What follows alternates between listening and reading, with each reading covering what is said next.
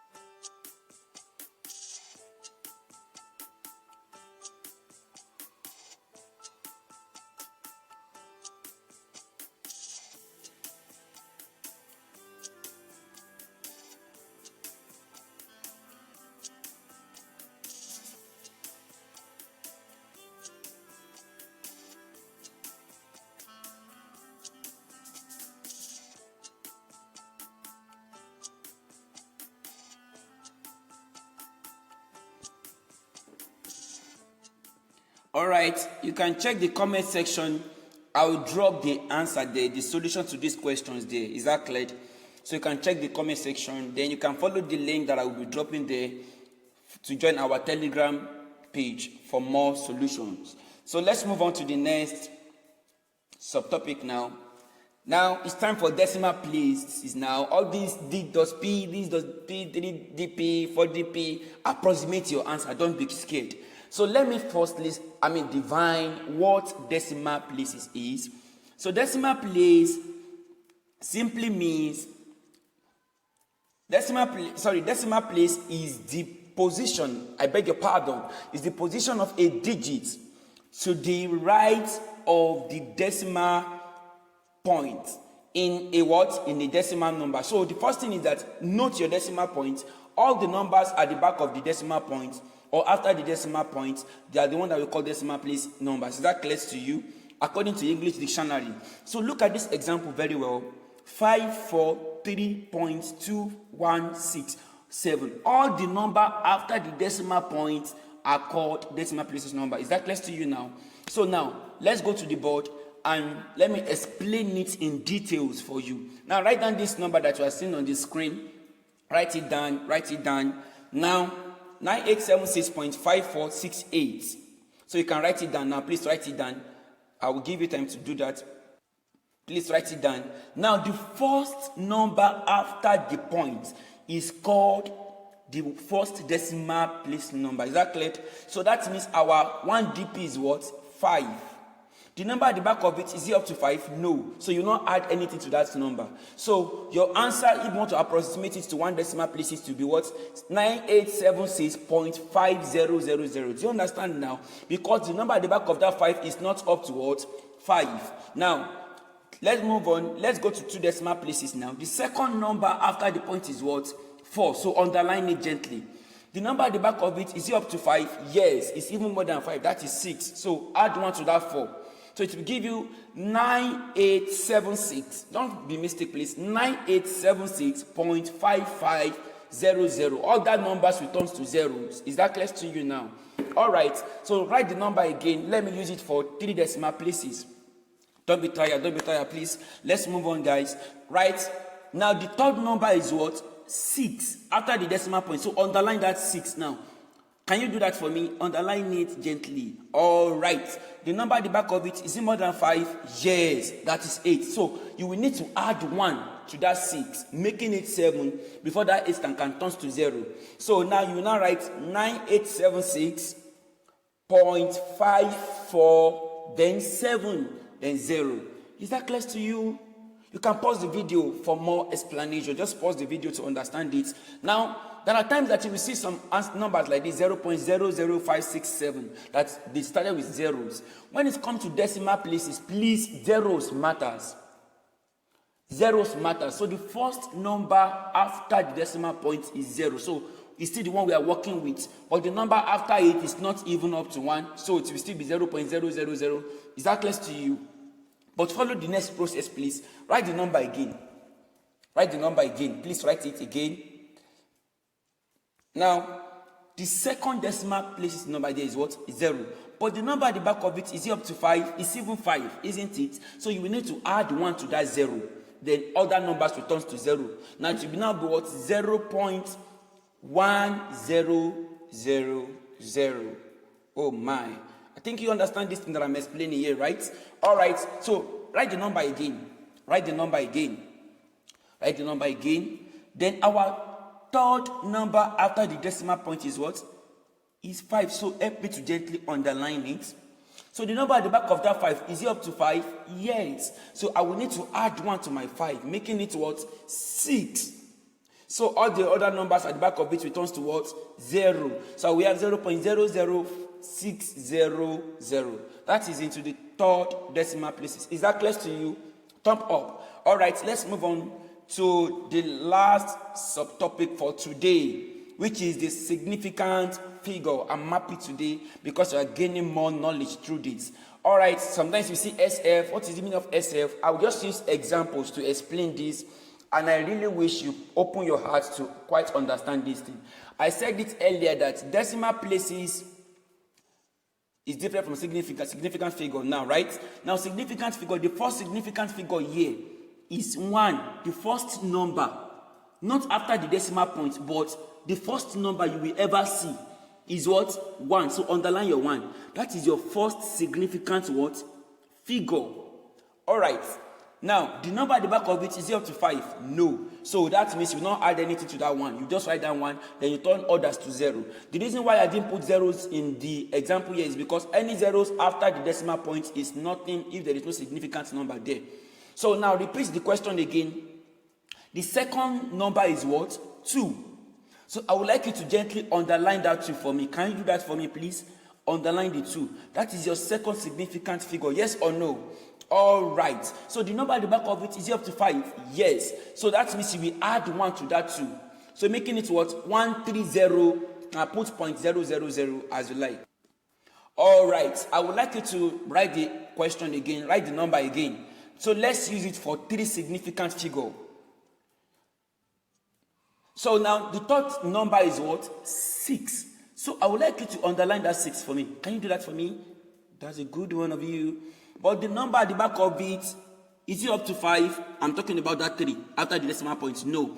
So the 6 will still stand on its own. Do you understand now? So why others returns to what? 0. Do you get that? All right, let me give you 2 more examples concerning this. So write the question again, write it again, write it again, write it again. All right. Now, the fourth number is what? 3. Underline it. The number at the back of it is up to 5. Yes, it's even more than 5. So you will need to add 1 to that 3. Why others returns to 0. So now you will have 126.400. If you like, you can add more zeros to it. Now let me give you one more so that you can have better understanding of it. I'm not tired of you, please don't be tired of me. 126.387.